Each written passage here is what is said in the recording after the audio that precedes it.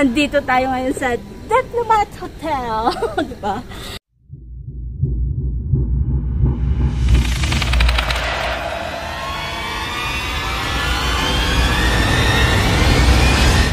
Hello! Hello, hello! Hello everyone! Nandito kami sa Diplomat Hotel. Oh, may drone nga! Hanggang dito. Na-amaze siya sa drone. Basta, yun. Hindi ko makita. Hanggang dito lang kami sa labas. Palibot. Kasi sarado po siya. Hindi siya open. Kasi nahulog na yung mga debris sa loob. Oh, no! Dahil sa bagyo. That's why. So, kailangan nilang i-renovate. Ikot-ikot tayo. Iikutin na lang po namin yung outside. Nandito po kami sa entrance ng Diplomat Hotel. Diplomat Hotel. Yan. Kaya pala Picrinos. Yan, no?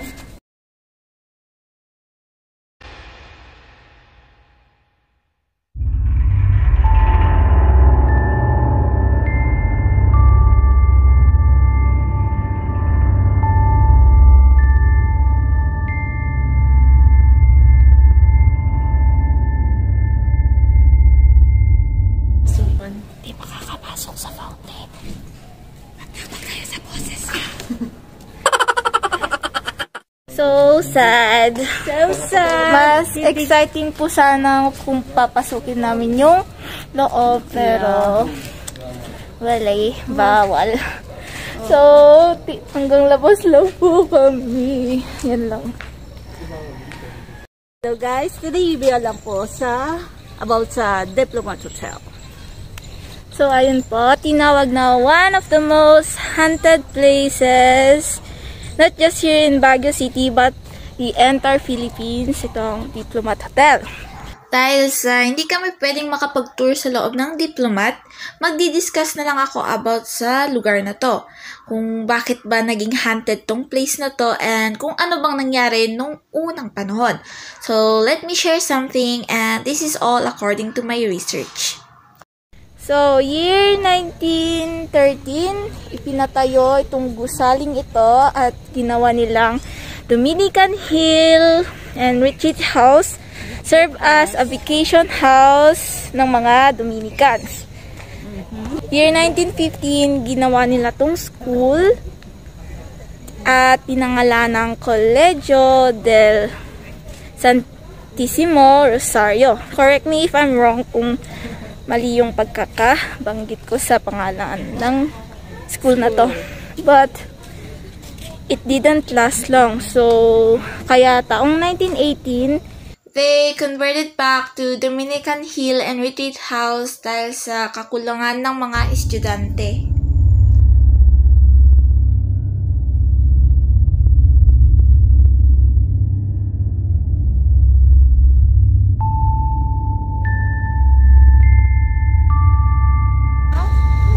Fast forward, year 1940 to 1945, with the outbreak of World War II, ginawang kampo to ng mga refugees who were escaping the Japanese forces, but was eventually invaded. They turned it into their headquarters and committed terrible acts of brutality, massacring, raping, and torturing many of the inhabitants, and even decapitating nuns and priests.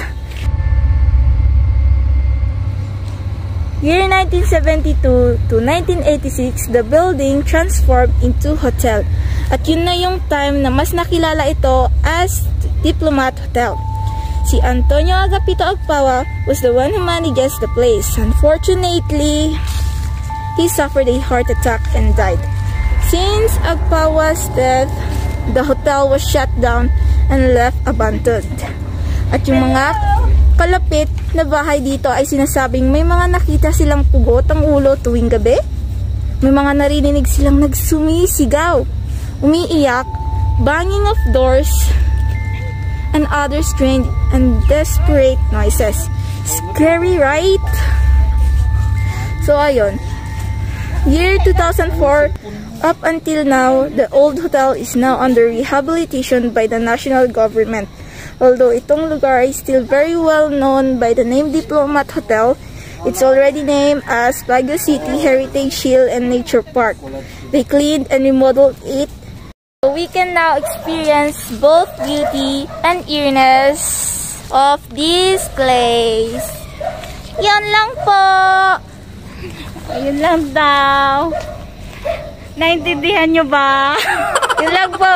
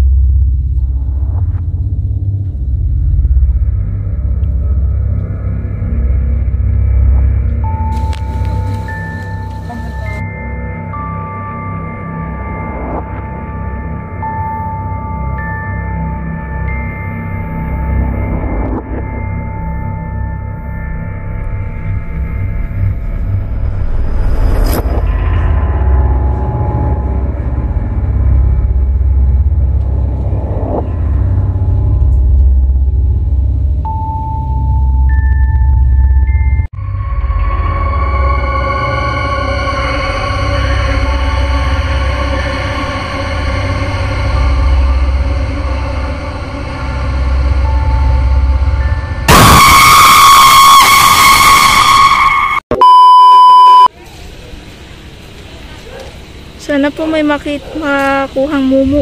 Charot.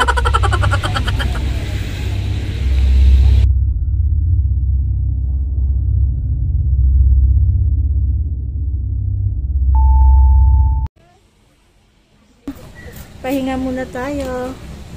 After Bakit? na Napagod ka ba? Oh! Ay, inikot kaya natin. Bitin ako, bitin. Bitin ka ba rin? Yes. Paano yan? Di tayo makakapasok doon.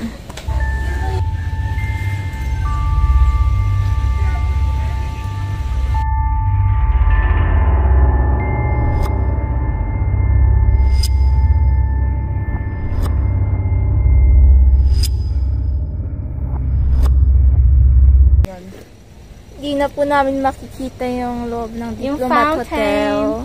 And yung fountain na super scary daw kasi yung bata doon is Doon nagpapakita. doon laging naglalaro. Ay. Yes, yes. So sad. Wala na. Baka by next year, mapapalitan na yun. Renovation na yun. Marirenovate na po. Papagandahin po. Opo. Swimming pool ko dyan. Baka fountain. Ha? Baka fountain. Swimming pool. Dagdanan na yan. Kita. Double chin.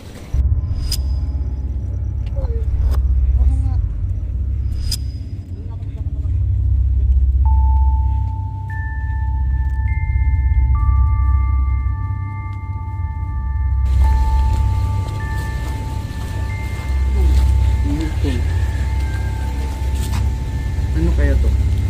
Ano kaya yan? Swimming pool. Pagkukuanda. Ay, pagbabaptize mo. Okay. Okay. Ay, ito yung nabaptize. Sumakada pagbangan. Ilubog na Jacob. Nakatabi na ulit na rin. Kasi, di ba? Additional, dito po sa Diplomat Hotel, may mukhang castle there. Then, Wow. they have, castle. Eh, kwan yan eh. Ibang may-ari niyan. Joke lang yun. Ibang may-ari niyan. Charot. Tingnan na. Ayan, tapos na po kaming mag-tour sa labas ng Diplomat. So, paalam po. Please like, Share, subscribe, and click the notification bell for more updates in incoming videos. Bye! Bye-bye! Bye-bye! Bye! Tago, where are we going next? Minute Burger! Please, Walang please, parking area doon. Saan? Pagilid, malawak. Saan nga? Minute Burger. Diyan sa baba. Hello! Tara daw sa Minute Burger. Pero wala akong pera ko. Bakit kay parang hindi ka happy? I'm not happy because I don't have money. You're honey. Wallet yarn. Pagkatapos, magpapa-car wash na kasi ilang araw na rin na hindi na car wash yan. Kung sasakyan. Di ba? Mga, how many Kabungers. weeks? 2 weeks daw? Ay, 2 weeks? no, 3 weeks pala kasi bumagyo. 3 weeks. 3 weeks.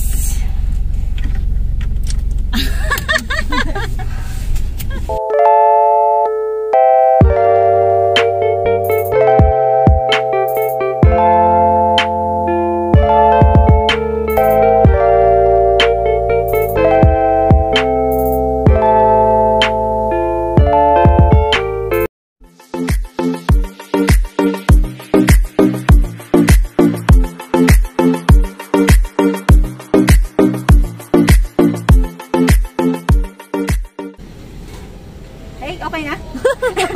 Hanggang outside lang kami. 1915, since Sagpawas suffered a heart attack and died, ay po. So, tapos na namin pong i-tour yung labas ng Diplomat. Dito ka sa dalawa yung sasabihin ko, di ba? Yep. So, bye-bye po. Ulitin mo. Bye.